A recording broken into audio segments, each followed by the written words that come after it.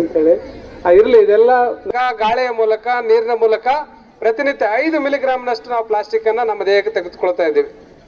ಹಾಗಾಗಿ ಪ್ಲಾಸ್ಟಿಕ್ ನಮ್ಮ ಜೀವನದ ಒಂದು ಅವಿಭಾಜ್ಯ ಅಂಗವಾಗಿ ಹೋಗಿದೆ. ಹಾಗಾಗಿ ಯಾವಾಗಂದ್ರೆ ಅವಾಗ ನಾವು ಅನಾರೋಗ್ಯಕ್ಕೆ ತುತ್ತಾಗ್ತಕ್ಕಂಥ ಸಂದರ್ಭಗಳು ಬರ್ತಾ ಇದೆ.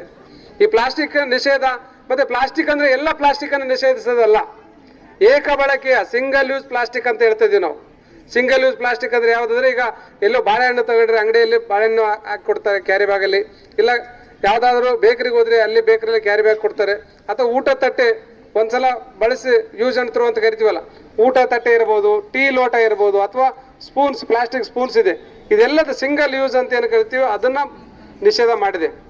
ಈಗ ಹಾಗಾದ್ರೆ ನಾವು ಬೇರೆ ಏನಾದರೂ ಈಗ ಸೋರ್ಲಾರ್ದಂತ ಅಥವಾ ಯಾವುದಾದ್ರೂ ಎಣ್ಣೆ ಪದಾರ್ಥ ಅಥವಾ ಇನ್ನಿತರ ಸಾಂಬಾರು ಇದನ್ನೆಲ್ಲ ಏನು ಮಾಡ್ಬೋದು, ನಾವು ಹೆಂಗೆ ತೆಗೆದಿಡಬೇಕು ಅಂತಂದ್ರೆ, ಈಗ ಪ್ಯಾಕಿಂಗ್ಗೆ ಸಂಬಂಧಪಟ್ಟಂಗೆ 50 ಮೈಕ್ರಾನ್ಸ್ ಇರ್ತಕ್ಕಂಥ ಒಂದು ಪ್ಲಾಸ್ಟಿಕ್ ಅನ್ನು ಬಳಸಬೇಕು. ಮಿನಿಮಮ್ 50 ಮೈಕ್ರಾನ್ಸ್ ಇರಬೇಕು ಅದು. ಮತ್ತೆ ಕ್ಯಾರಿ ಬ್ಯಾಗ್ ಏನಾದ್ರು ತಯಾರು ಮಾಡೋದಾಗಿತ್ತಂದ್ರೆ 120ಕ್ಕಿಂತ ಅಧಿಕ ಮೈಕ್ರಾನ್ಸ್ ಅಂತ ಬಳಸಬೇಕು. ಅದು ನೀರಲ್ಲಿ ಕರಗುತ್ತೆ, ಮಣ್ಣಿನಲ್ಲಿ ಒಂದಾಗುತ್ತೆ. ಅದನ್ನು ನಾವು ಬಳಸೋದ್ರಿಂದ ನಮ್ಮ ಪರಿಸರಕ್ಕೆ ಯಾವುದೇ ಹಾನಿ ಇಲ್ಲ. ಆದರೆ ನಾವು ಈಗೇನು ನೋಡ್ತಾ ಇದ್ದೀವಿ ದಿನನಿತ್ಯ, ಈ ಒಂದು ಪ್ಲಾಸ್ಟಿಕ್ ಮೈಕ್ರೋ ಪ್ಲಾಸ್ಟಿಕ್ ಆಗಿ ಪರಿವರ್ತನೆ ಆಗ್ತಾ ಇದೆ. ಅದು ಗಾಳಿಯ ಮೂಲಕ, ನೀರಿನ ಮೂಲಕ ನಮ್ಮ ದೇಹವನ್ನು ಸೇರ್ತಾ ಇದೆ. ಮತ್ತೆ ಪ್ರಾಣಿ ಪಕ್ಷಿಗಳು ಎಷ್ಟೋ ನೋಡ್ತಾ ಇದ್ರಿ ನೀವು, ಟಿವಿಯಲ್ಲಿ, ಯೂಟ್ಯೂಬಲ್ಲಿ ನೋಡಿರ್ಬೋದು. ಎಷ್ಟೋ ಪ್ರಾಣಿ ಪಕ್ಷಿಗಳು, ಹಸುಗಳು ಸಹ ಈ ಪ್ಲಾಸ್ಟಿಕ್ ಅನ್ನು ತಿಂದು ಸಾಯ್ತಕ್ಕಂಥದ್ದು ನೋಡ್ತಾ ಇದ್ದೀರಿ. ಹಾಗಾಗಿ ಪ್ಲಾಸ್ಟಿಕ್ ಅಂದ್ರೆ ಸಿಂಗಲ್ ಯೂಸ್ ಪ್ಲಾಸ್ಟಿಕ್ ಬ್ಯಾನ್ ಮಾಡಬೇಕಾಗಿದೆ, ಸಿಂಗಲ್ ಯೂಸ್ ಪ್ಲಾಸ್ಟಿಕ್ ಅನ್ನ ಬಂದ್ ಮಾಡಬೇಕಾಗಿದೆ.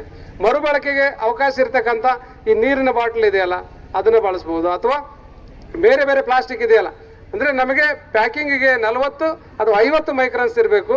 ಮತ್ತೆ ಕ್ಯಾರಿ ಬ್ಯಾಗ್ ಅಂತ ಹೇಳಿದ್ರೆ 120ಕ್ಕಿಂತ ಅಧಿಕ ಮೈಕ್ರಾನ್ಸ್ ಇರತಕ್ಕಂಥ ಪ್ಲಾಸ್ಟಿಕ್ ಅನ್ನ ಬಳಸಬೇಕು.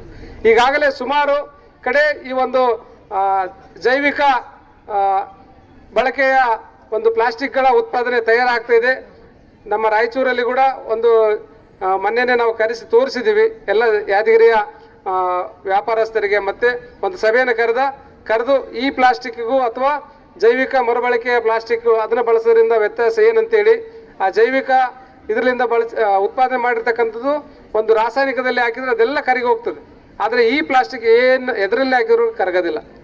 ಹಿಂಗೆ ನಮಗೆ ಅವಕಾಶ ಸೋಮವಾರದಿಂದ ನಿಮ್ಮ ಗುರುಮಿಟಕರಲ್ಲಿ ಯಾರಾದರೂ ಅಂಗಡಿಗಳ ಮಾಲೀಕರು, ಹೋಟೆಲ್ಗಳ ಮಾಲೀಕರು, ಹಣ್ಣಿನ ಮತ್ತು ತರಕಾರಿ ವ್ಯಾಪಾರಸ್ಥರು ಏಕಬಳಕೆಯ ನಿಷೇಧಿತ ಪ್ಲಾಸ್ಟಿಕ್ ಕ್ಯಾರಿ ಬ್ಯಾಗ್ಗಳನ್ನ, ಊಟದ ತಟ್ಟೆಗಳನ್ನ, ಚಹಾ ಲೋಟಗಳನ್ನ, ಸ್ಪೂನ್ಗಳನ್ನ ಬಳಸಿದ್ದಾದಲ್ಲಿ ಅವರ ವಿರುದ್ಧ ಕ್ರಿಮಿನಲ್ ಪ್ರಕರಣ ದಾಖಲಿಸಲಾಗುತ್ತೆ, ದಂಡ ವಿಧಿಸಲಾಗುತ್ತೆ. ಅದಾದ ನಂತರ ಸಹ ಪುನಃ ನಿಷೇಧಿತ ಪ್ಲಾಸ್ಟಿಕ್ ವಸ್ತುಗಳನ್ನು ಬಳಸಿದ್ರೆ ನಿಮ್ಮ ವ್ಯಾಪಾರದ ಪರವಾನಗಿಯನ್ನು ಸಹ ನಾವು ರದ್ದು ಮಾಡಬೇಕಾದಂತ ಒಂದು ಕ್ರಮ ತೆಗೆದುಕೊಳ್ಳಬೇಕಾಗುತ್ತೆ. ಹಾಗಾಗಿ ಸಾರ್ವಜನಿಕರಲ್ಲೇ ಈ ಮೂಲಕ ಮನವಿ ಮಾಡಿಕೊಳ್ಳುವುದೇನೆಂದ್ರೆ, ಮಾನವ ಜೀವಕ್ಕೆ ಮತ್ತೆ ಪ್ರಾಣಿ ಪಕ್ಷಿಗಳ ಸಂಕುಲಕ್ಕೆ ಏನು ನಿಷೇಧಿತ ಪ್ಲಾಸ್ಟಿಕ್ ವಸ್ತುಗಳಾದಂತಹ ಕ್ಯಾರಿ ಬ್ಯಾಗ್, ಊಟ ತಟ್ಟೆ, ಚಾಲೋಟ, ಸ್ಪೂನ್ ಇವೇನು ಪರಿಣಾಮಕಾರಿಯಾಗಿ ಒಂದು ಜೀವಕ್ಕೆ ಕುಟು ತರ್ತಕ್ಕಂಥ ಕೆಲಸ ಮಾಡ್ತಾ ಇದ್ದೀವಿ. ನಾವು ಬಳಸೋದನ್ನ ಕೂಡಲೇ ಬಂದ್ ಮಾಡಬೇಕು. ಆ ಮೂಲಕ ನಮ್ಮ ನಗರವನ್ನ, ನಮ್ಮ ಜಿಲ್ಲೆಯನ್ನ ಪ್ಲಾಸ್ಟಿಕ್ ಮುಕ್ತ ಜಿಲ್ಲೆಯನ್ನಾಗಿ, ಸ್ವಚ್ಛವಾದಂತಹ ಸುಂದರವಾದಂತಹ ಒಂದು ವಾತಾವರಣ ಇರತಕ್ಕಂಥ ಜಿಲ್ಲೆಯನ್ನಾಗಿ ನಾವು ನಿರ್ಮಾಣ ಮಾಡಬೇಕಾಗಿದೆ. ಹಾಗಾಗಿ ಸಾರ್ವಜನಿಕರು ಈ ಒಂದು ಪ್ಲಾಸ್ಟಿಕ್ ಮುಕ್ತ ಗುರುಮಿಟ್ಕಲ್, ಪ್ಲಾಸ್ಟಿಕ್ ಮುಕ್ತ ಯಾದಗಿರಿ ಏನು ಅಭಿಯಾನ ನಡೆದಿದೆ, ಈ ಅಭಿಯಾನಕ್ಕೆ ತಾವೆಲ್ಲರೂ ಕೂಡ ನಿಷೇಧಿತ ಏಕಬಳಕೆಯ ಪ್ಲಾಸ್ಟಿಕ್ ಅನ್ನ ಇರೋದ್ರ ಮೂಲಕ, ಬಳಸೋದನ್ನ ಬಂದ್ ಮಾಡೋದ್ರ ಮೂಲಕ ಈ ಅಭಿಯಾನಕ್ಕೆ ಬೆಂಬಲ ಕೊಡಬೇಕಂತ ನಾವು ಮನವಿ ಮಾಡಿಕೊಳ್ತೇವೆ. ಸಾರ್ವಜನಿಕರೇ ತಾವು ಈಗ ಅಂಗಡಿಗೆ ಹೋದ ಇಲ್ಲೇ ಅಥವಾ